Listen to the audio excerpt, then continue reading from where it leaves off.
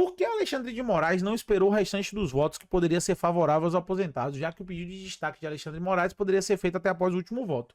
Você está correto, meu caro. Inclusive, muita gente está falando isso na internet, mas eles estão esquecendo de um detalhe. Muita gente mesmo, inclusive canal muito maior do que a gente aqui, utilizando dessas cenas de teatro, novela, trazendo exemplos e tal, mas talvez esquecendo um pouco do rigor técnico do processo. Em que pese você esteja com razão, sim, o ministro Alexandre de Moraes poderia ter, até depois do último voto, pedido destaque. Ele não poderia pedir o destaque depois das 23h59 do dia 1º do 12.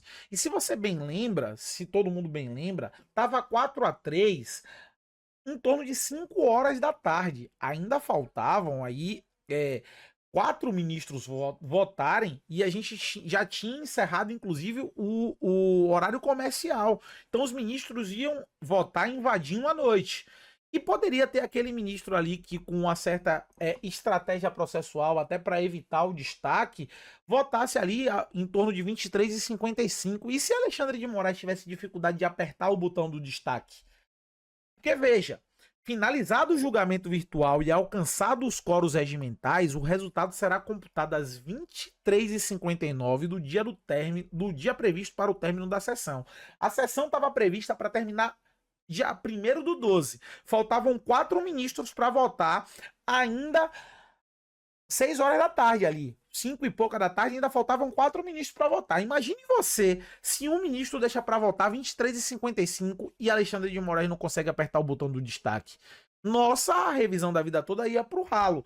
Até por conhecer isso e conhecer onde está a conclusão do julgamento, e isso aqui é tirado diretamente do site do STF, conhecer o rigor do processo no STF, eu falei e falo e repito sempre que nesse ato de destaque, nesse ato do destaque, eu não estou falando do processo como um todo. No processo como um todo, eu tenho várias ressalvas ao Alexandre de Moraes, inclusive em outros processos que beneficiam o aposentado e o pensionista e o cidadão como um todo brasileiro. Eu tenho várias ressalvas em relação ao ministro, mas nesse procedimento de destaque, ele foi o grande salvador da pátria. Por quê? Porque algum ministro utilizando de estratégia processual para que a sua tese fosse acatada, poderia ter deixado para votar em cima da hora e ele não ter aí o panorama real para apertar o botão de destaque. Aí você poderia me dizer, mas ele poderia ter deixado os votos acontecerem e pediu destaque lá 23h50. Ele poderia fazer isso.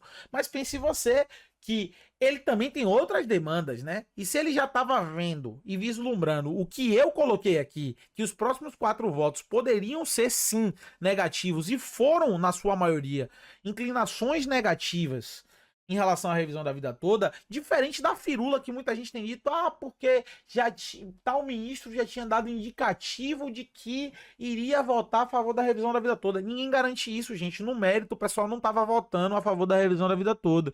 Então, assim, eu acho que foi prudente. Eu acho que talvez pudesse ter sido mais tarde o pedido de destaque, mas eu acho que foi prudente ter pedido destaque naquele momento, pelo fato de que o cenário não estava favorável, a decisão não estava madura em relação as pessoas, os outros ministros seguirem a tese dele ou até mesmo a tese da Rosa Weber. E para além disso, eu acho que precisava sim de uma discussão aí para tentar demover alguns ministros que iriam votar da ideia. É feliz isso? Não. A gente fica à mercê do julgamento. Na verdade, esse julgamento tomou um rumo que não era o devido. A gente não deveria estar discutindo análise de mérito ou tentando ver questões processuais que pudessem atingir o mérito em sede de embargo de declaração. Na verdade, era só realmente realizar a modulação dos efeitos, mas o julgamento ganhou uma nova cara com o voto do Cristiano Zanin, e eu acho que seria perigoso demais o destaque ser feito mais tarde ou algo do tipo. Vai que, inclusive, a internet do ministro cai. A gente é ser humano, era o último dia, faltava menos de 6 horas para a conclusão, faltava cerca de 6 horas para a conclusão do julgamento. E se o ministro não conseguisse pedir o destaque? E aí? Vocês estariam aqui, agora a gente estaria aqui lamentando. Então, eu acho que foi prudente sim. Talvez não pudesse esperar um pouco mais, mas a gente também não sabe como é que seria. Então, eu tento avaliar isso como uma estratégia processual bem-vinda naquele cenário, que era um cenário crítico e que agora abre a possibilidade de a gente ter maior maturidade para trazer esse processo em plenário. É motivo de comemorar? Não. Seria muito mais fácil a gente comemorar se todo mundo tivesse seguido uma tese lógica, que seria aí discutir qual modulação dos efeitos, qual seria a data e tudo mais. Mas não foi isso que aconteceu. E no cenário que estava se afigurando, eu acredito sim que Alexandre de Moraes foi aí o salvador. Diferente do que algumas pessoas estão dizendo aí, agindo como se o ministro pudesse esperar até o fim, ele até poderia esperar até o fim, poderia até pedir o destaque depois do 11º voto, mas sem considerar que aquele momento era o último dia de julgamento e ainda faltavam 4 votos. Então eu acho que assim, a gente tem que avaliar como um todo. O ministro Alexandre de Moraes não é santo. Ele ficou durante muito tempo com o processo parado da revisão da vida toda no momento da relatoria. Então, assim, as coisas poderiam ter sido aceleradas no passado se não fosse ele, mas nesse momento ele ajudou sim o aposentado e pensionista. É o que eu acho, é a forma como eu penso, e até por conta do que tá na tela aí, do final do resultado, é que eu penso dessa maneira, tá bom? Muito obrigado pela sua paciência, pela sua audiência.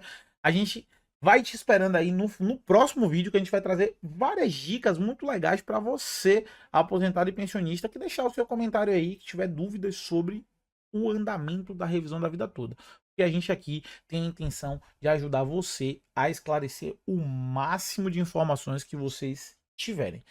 Muito obrigado pela sua audiência, pela sua paciência. A gente te espera no próximo vídeo.